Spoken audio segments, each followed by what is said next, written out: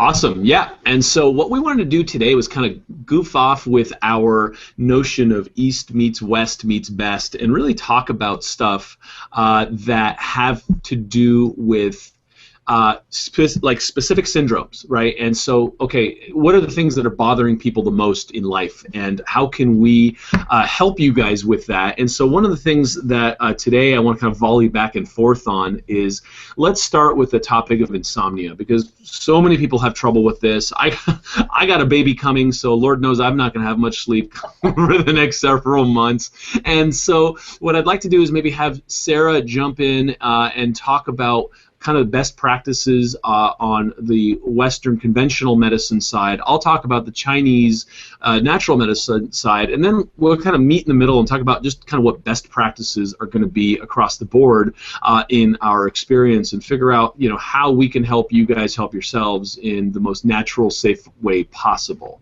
So Sara, how about we go to you and talk about just kind of what the traditional remedies would be in a conventional setting, and we'll kind of go back and forth from there. Right on. Well, thank you, Pedram, and I appreciate your intro. I wanted to say, first of all, that, oh my gosh, sleep is at, we're at an epidemic when it comes to loss of sleep and sleep debt, especially in the U.S. But this is a worldwide problem. It's fast becoming one of the #1 health problems that we're facing.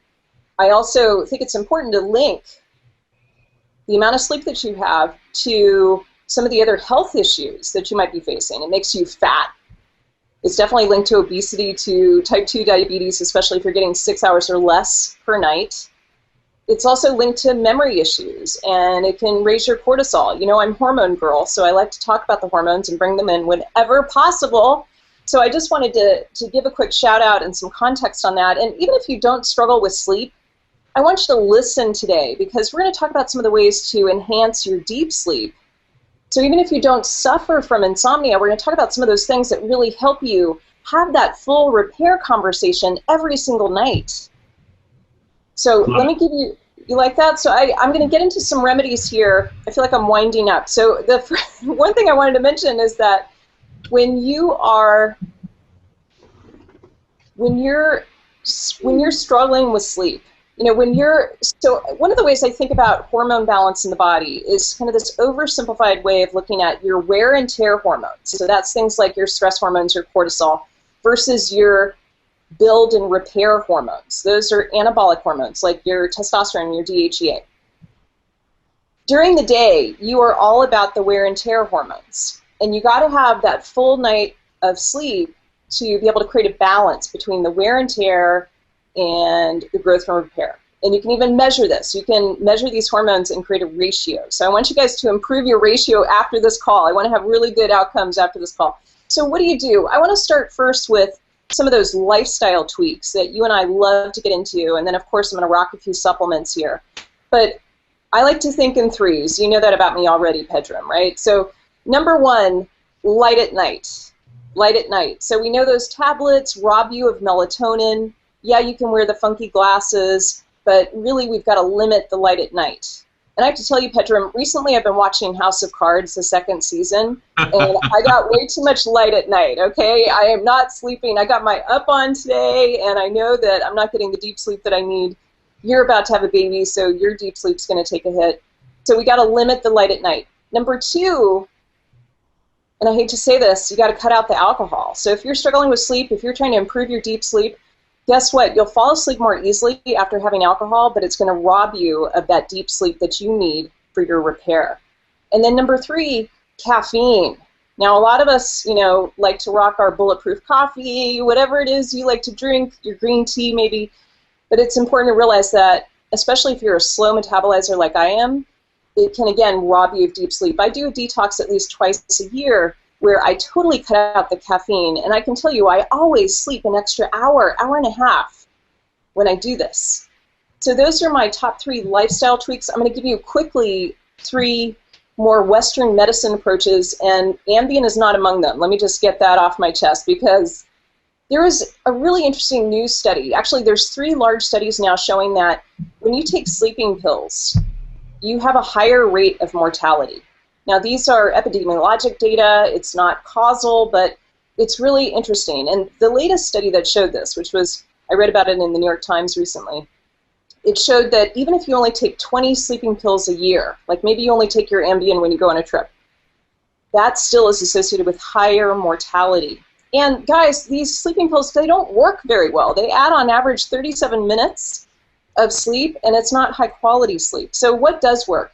Number one, magnesium. Most of us are running around magnesium deficient. It helps you relax. I love to take it before I go to bed. I usually take somewhere around 150 to 300 milligrams.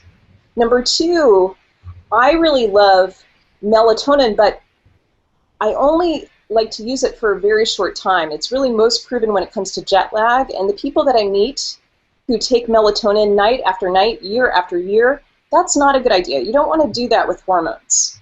You want to augment your natural ability to make melatonin. We can talk about some of the ways to do that a little later. And then number three, I also really like progesterone. So this is for the ladies who are listening to us, especially at a certain age, like between 35 plus and, 65 plus. Progesterone's been shown to improve sleep for women. And the cool thing is, even if you're not low in progesterone, it doesn't cause you any harm if you take a form that's micronized and bioidentical. So those are my three favorites for sleep. So people are talking about stuff on a regular basis that helps them get through the night. But getting through the night isn't necessarily the way you get to the destination. It's like saying, you know what, I burst my tire on the highway and I was able to drive on the rims for another 40 miles and get to my destination, so it was cool, right? Like I made it, right? But you're wrecking the car, right?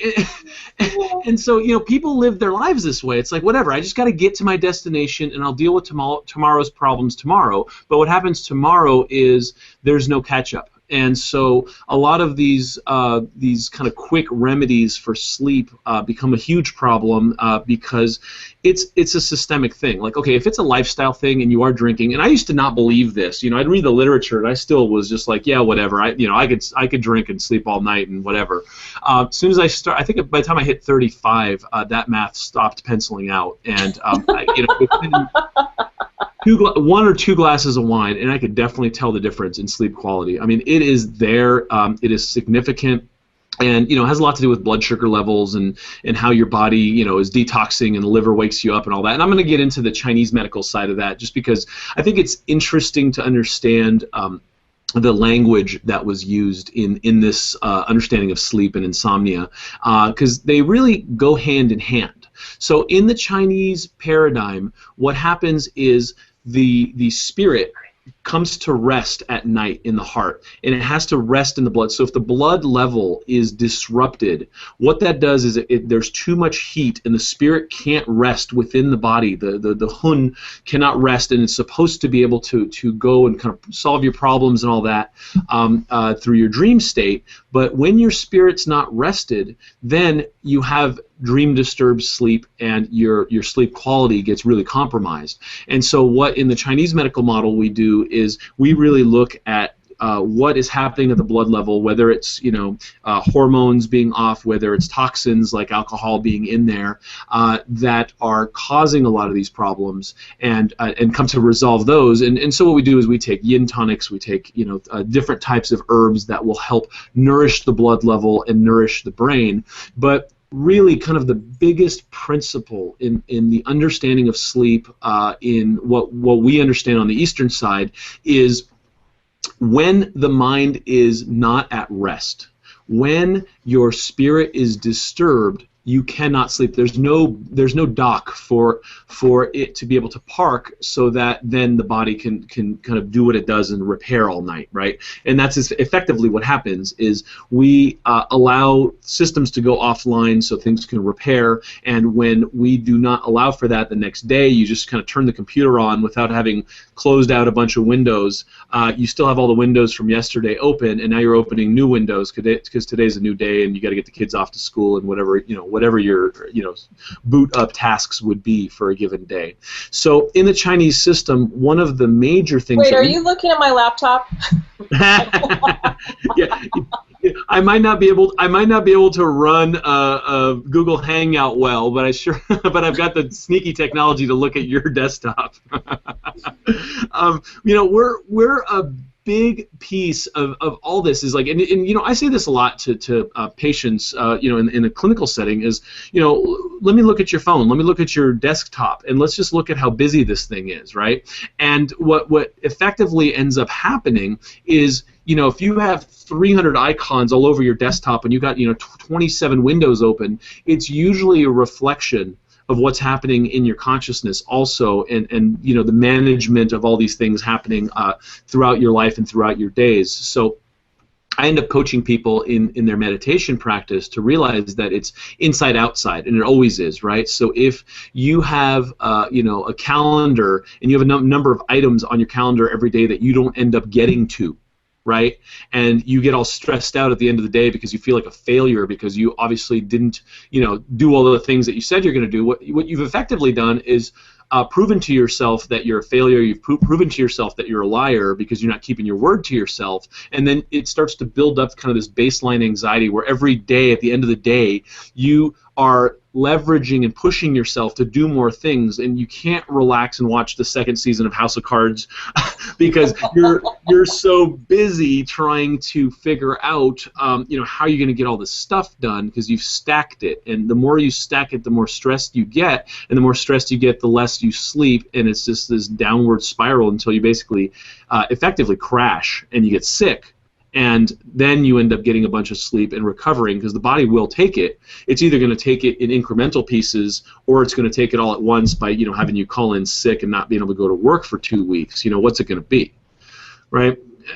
So Sarah, I wanted to ask you because we're you and I kind of sit on a kind of a similar side of the fence because we've both been on I've been on the Eastern medical side for a long time. You've been on the Western medical side for a long time. We kind of have come together in this realm of lifestyle and life practices, right? And really kind of figuring out what the best practices would be. And look, frankly, if I thought that Ambien worked well and have seen that work really well with patients coming in time after time, I would be like, hey, listen, you know what? Go to Sarah, get your Ambien. I think you're cool there, right? And I feel that way sometimes about some certain drugs like metformin and certain drugs. I go, okay, you know what? This is actually working for you, and it's stabilizing your blood sugar, and it's really an effective way of getting us from point A to point B. I'm cool with that. I'm cool with drugs that work. But if you're taking a drug that's not working, what's the point? Right? Or if it's not working in the long run. So we're talking about supplements. We're talking about lifestyle. What else do you got in terms of daily rituals and lifestyle that you think works and what you've seen work with your patients over the years? Because I've seen you're out there. You were seeing so many patients for so many years. I'm sure you've got some pearls there. Oh, definitely, definitely. And I appreciate how poetically you described Chinese medicine. I think that's really beautiful. Thank you for that. It reminds me of I read this interesting book, Pedram, by one of the faculty at the University of Arizona with Andy Weil. I can't remember the guy's name, but he wrote about sleep as a spiritual practice. And so I just really wanted to honor that because, we're not talking about sleep in isolation. We're talking about how sleep fits into your life, not just the repair conversation, but much deeper than that. Like, how do you really put your mind at rest? How do you, dive into the loveliness of your parasympathetic nervous system? So to answer your question, here's a tip that I got from one of my yoga teachers. So, I'm also a yoga teacher, and the woman that I've been following for quite a while is Anna Forrest. She's an international yoga superstar, and she's kind of fierce. Some people are afraid of her. I like her. She's just my style. And she talks about this really interesting idea where she says that you want to craft your day, architect your day, just like a yoga teacher would architect a yoga class, where you wake up with intention and you have clarity about what's happening with your day, and you connect to spirit in some way. You don't start off immediately with the email inbox. You figure out what your flow is going to be to kind of the apex of your day. Maybe you've got an important meeting. In my case, it was hanging out with Pedram on our show. And then you have, kind of your slow, gradual decrescendo after your apex. And she had a beautiful thing about sleep, because as you architect your day, she used to struggle with sleep, and she shares this publicly, and she says that she recommends that people, just like you would put a baby to sleep, this is relevant on so many levels, Pedram, just like you would, give a baby a bath and massage your baby and put your baby in beautiful organic sleeping clothes and swaddle your baby and put your baby, wherever your baby sleeps. You want to do a similar thing to yourself, where you don't just turn off House of Cards and wham bam, go to sleep. You want to have that kind of slow preparation and respect for sleep. So how's that? It was a little longer than you might have thought. I love that. Well, I'm gonna step in and say, look, I am guilty as charged. I did not watch the first season of House of Cards because I just, I'm that guy. I'm like, honey, I don't have time for this, that, and the other. And the second season comes out, and she wants to watch it. I'm sitting on the sofa, and I say, all right, just tell me what's up, tell me what happened, and I'll catch up, right? And so, boom. Next thing you know, 6 days later, we watched the whole thing, and I thought it was great. But I also think that it's an amazing practice for learning how to become a sociopath. Yes. Right? Because I would start having crazy dreams, right? It's like, wow, this is really stoking the fire of my inner sociopath, and how good is this for me, right? And so for me, it was a really interesting experiment, because I'm sitting there thinking, okay, you know what? There's millions of people watching this, and I bet you there's millions of people being more sociopathic tomorrow morning, because these are the seeds that are being embedded in the field of their consciousness just before they go to bed, and kind of water their brain for the next day, and who they are and who they're going to be, and how they're going to roll. And so, I'm a fan of Anna Forrest. I love the fact that you kind of dig her stuff. I think that there's a lot of really good contemporary Western yoga people that are really telling it like it is, and are authentic and come from our world, right? A world of reality meets yoga, right? Yes, deadlines. Yes. I think the title of my next book is going to be Taoists with Deadlines, because all my training is in how to relax. And my entire life is filled with events, right? And every 30 minutes I'm on some call or the radio or whatever we're doing. And so how do you learn to find peace? How do you learn to pop in the clutch when you're in perpetual motion, and not, you feel like you've kind of grinded your gears or ruined your transmission? And one of the things I want to kind of follow up on that, because Swami Kriyananda had a really nice ritual for this, called it the ritual of the moon. And it was basically very much like what you're talking about, how you kind of decrescendo and start coming back down after your day of tumultuous ups and downs, and life bringing what it brings. But you phase your day. So yes, I mean, we all know that, listen, if you're having trouble sleeping, having caffeine after 2 p.m. is suicide. I like to say no caffeine after noon in a lot of cases with people who are sensitive, because what you don't want to do is keep stoking that fire and pushing up your stimulants, right? You don't want to stimulate yourself up. So you start planning for that decrescendo, but you also look at how to close out any given day so that you can celebrate the day and have that downtime at night before you go to bed. I mean, I meditate before I go to sleep. I don't do it because it's like, oh, that's good for me and I ought to, and I've been kind of beaten into submission thinking this is what I need to do, but because over the years it's proven to me time and time again that it improves my sleep quality, and it helps me be a nicer husband, it helps me be a nicer person in life, and it helps me kind of shift down from whatever I brought into the house from work. And you know how it is. I mean, listen, you're all over the world teaching and lecturing and doing TV and all this. Time zones, forget about them, right? Email, it's always showing up in your life. And so one of the major things that I think really helps with that is understanding when to unplug from the technology, because technology and light are synonymous, really. I mean, technology is driven by light, and all of this flashing stuff in your face, the blue light in particular, triggers your pineal gland to say, hey guy, get out there and farm, get out there and get some food, because we're not done. And that isn't necessarily where we need to be anymore. I think biology and evolution didn't account for the iPad. And so, learning to step away from the energy of technology and get into, I mean, I have nights where we just go by candlelight because it's so natural, it's so romantic, it's so much nicer on the eyes, it's softer on the consciousness, and it really helps you kind of shut down.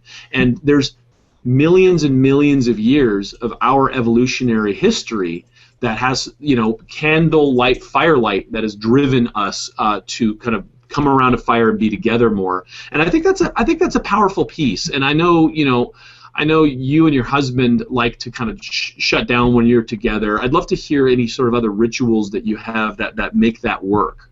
Well, I really love the candlelight. I love that you're channeling Abe Lincoln. That just totally rocks my world, Pedram. Thank you for that.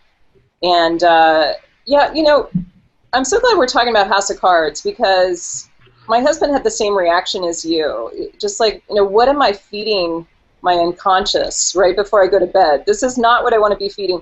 It reminds me of when we used to be watching 24 with Jack Bauer. You know, we would just get so much adrenaline going, and you know, my husband's just like, he's such a creep, you know, when he's talking about House of Cards. So I think when you're more intentional, just like being intentional in the morning, as Anna Forrest would talk about, with how you want to architect your day, being intentional about the end of your day too, where you're thinking, okay, what do I want to feed my brain right now? So I want to give you one other ritual, and now this is from the Catholic girl who married the Jewish guy. Okay, you ready for a little multicultural ritual? Love it.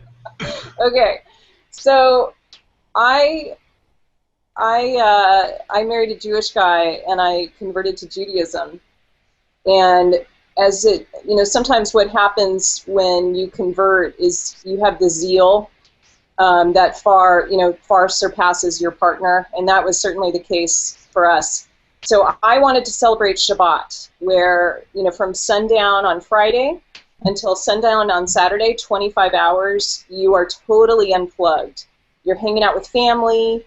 You know, there's a list of all these little mitzvahs or, you know, kind of special sacred things you can do to get extra points, like having sex and, you know, taking care of the old. And so I am a big fan of Shabbat. Now, I got to tell you, I was having a conversation on Shabbat with a friend of mine, a guy who is out here in the startup world, and, you know, he's just so adrenaline powered, as you can imagine, with all the Silicon Valley startups out here. And he was telling me, you know, I'm not sure Shabbat is enough for me to hit the reset, to be unplugged, to get the kind of sleep and the repair that I need. And I said, okay, well, let's bring in the Shabbat concept somewhere else where you are rebooting and you're unplugging. And he turned to his wife and he was like, okay, Tuesday. Calendar it.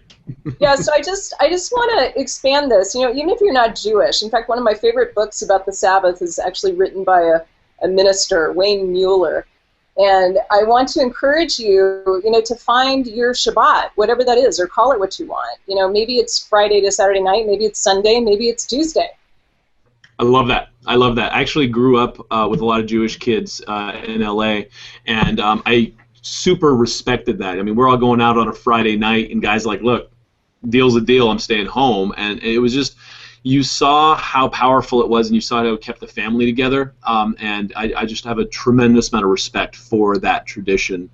Can I throw one other quick thing in there, Pedram? 100%. I don't want to interrupt your brilliant thoughts, but I just wanted to say one other quick thing that I thought, since we're on the poetic vein today. Abraham Heschel described the Sabbath in a really beautiful way. He said, you know, for 6 days you toil, and then on this one day, it's so important to separate ordinary time from extraordinary time. And I would even challenge our listeners to do that as often as possible, especially when you come home at the end of the day. You know, to find a way to separate ordinary from extraordinary time. You know, as we try to craft this list of East meets West meets best, I think that's such an important practice. I love that.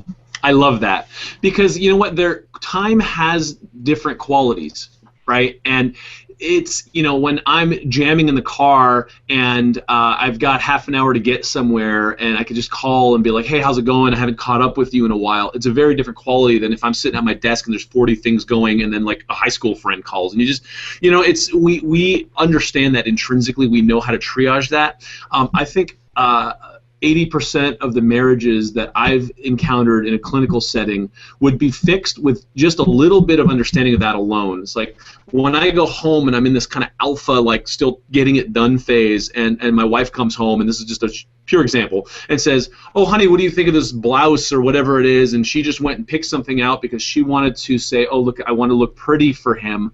And then I'm just like, yeah, whatever, you know, can't you see I'm busy?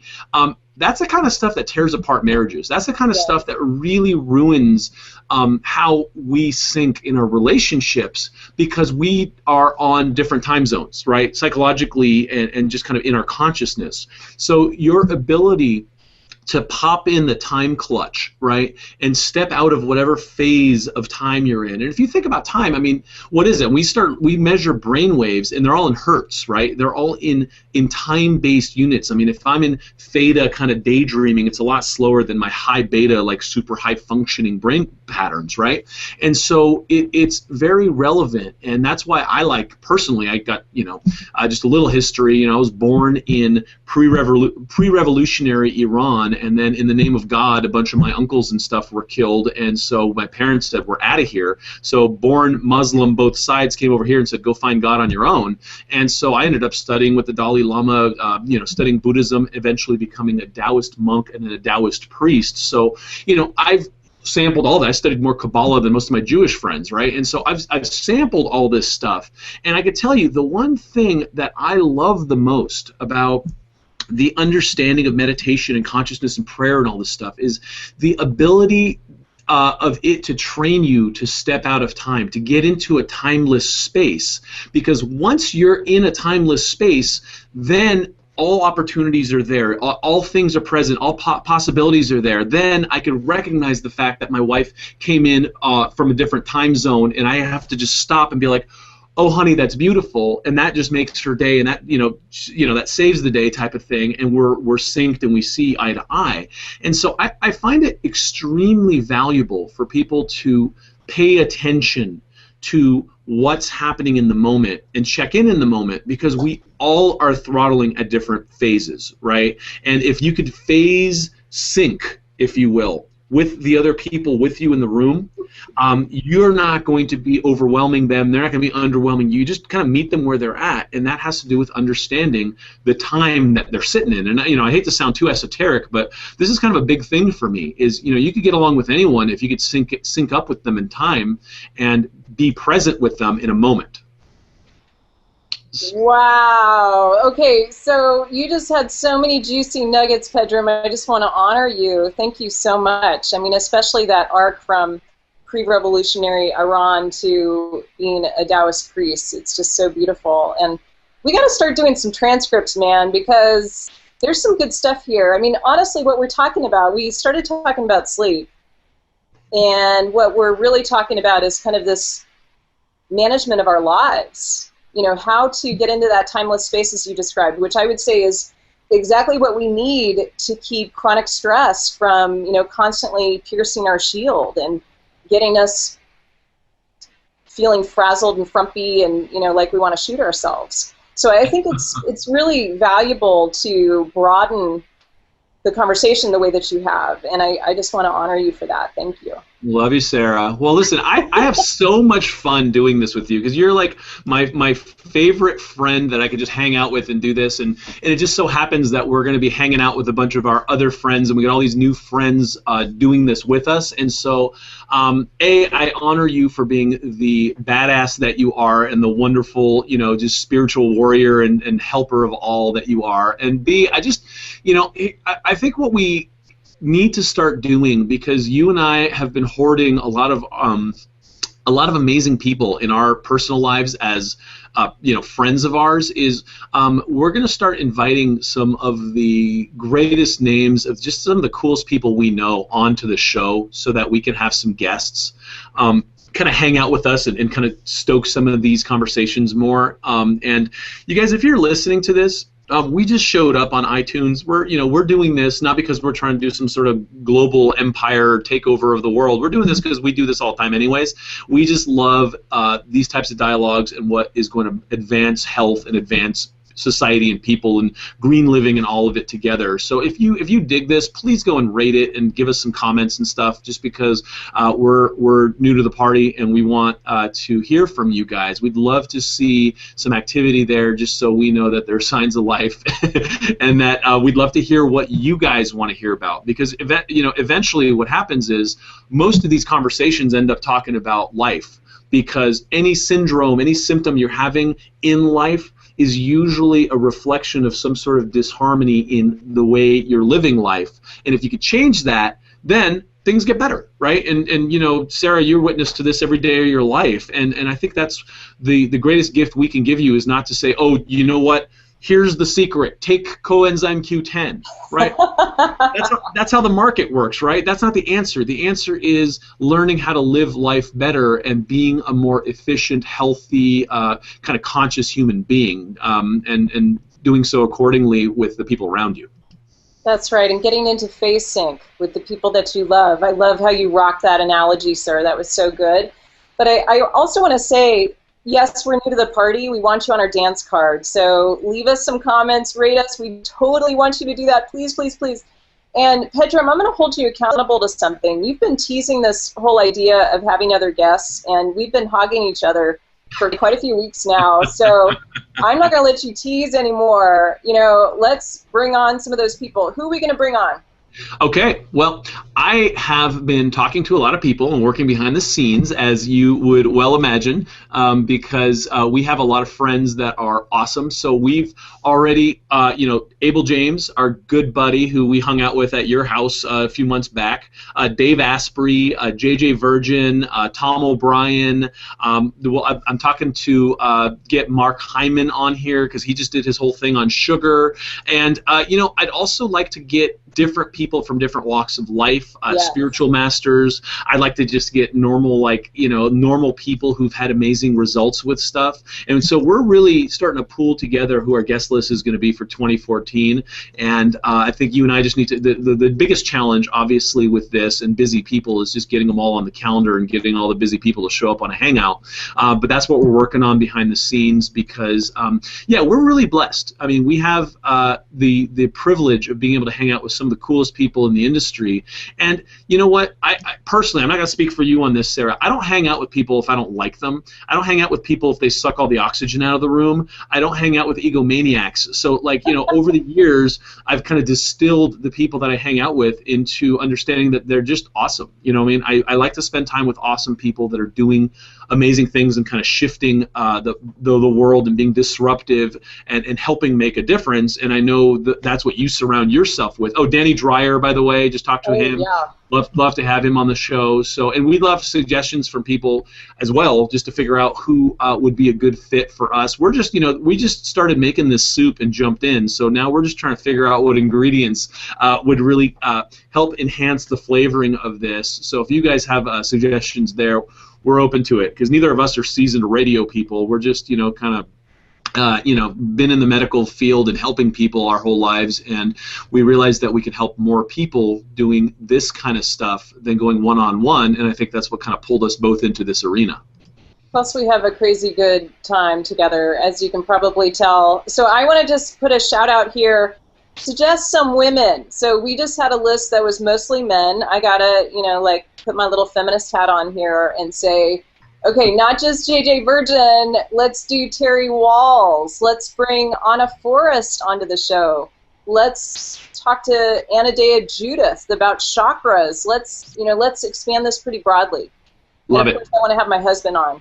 Love it. Yeah, your husband, I have a man crush on her husband. He's a hero in the green space. He's just, if you've heard of LEED certification, it's because he did it. And so, yeah, she's definitely married a stud of a guy who's really like a warrior for all things good. And, I think, and I'd also love to have someone to kind of really delve deeper into the sacred feminine, and we'll talk about who to get it. Yes. Just because, yeah, you know that I'm a big fan, and so all right, so we'll start putting that list together. Quickly to end, Sara, what do you got going this week? I know that your paperback is being released. I just want you to kind of give your website and what you're doing, just to keep people in the loop with the world of Sara Gottfried. Yeah, thank you, Pedram. So we're super excited. I was asked to do a paperback of my book, The Hormone Cure, the New York Times bestseller. And this is, my step-by-step guide on how to reset your hormones naturally. So what we've done is I've added 50 pages of new content to The Hormone Cure. So the paperback is coming out just in a couple of days. You can go to thehormonecurebook.com, thehormonecurebook.com, to get your free copy. So we're giving away 2,500 free copies. It would be an awesome way for you to join the tribe and get some other amazing bonuses. So I'd love it if you do that. Awesome. You guys, I recommend Sara's book to pretty much, this is how I got to know her, is I just recommended her book to so many patients. I finally said, I got to get to know this chick. She's just, she's doing half the work for me. And just, every single female that comes into our clinical setting, comes into our universe, that has any sort of hormone discussion with us, it's just like, have you not read Sara's book? Here it is. So you guys, highly recommend it. On our side, well.org, we just signed it with Netflix, so our Vitality movie is going to be on Netflix starting in May. Our new movie, Origins, comes out in August. We're trying to finish that out now. We got all kinds of cool stuff going, but just check out what we're doing on well.org at any time. There's all kinds of fun stuff. I'm stoked on this show. I'm stoked on what we're doing. You guys share this in iTunes, please, and we're looking forward to seeing you on our next episode. Love it. So everybody, don't watch House of Cards tonight. Watch Vitality the movie on Netflix. Okay, that's your call to action. Not yet. It's not on Netflix till May, but go watch it on well.org. Okay, yeah. All right. Well, get ready. Yeah, I love it. Okay, till next time, you guys. We'll see you soon. Bye, everybody. Bye.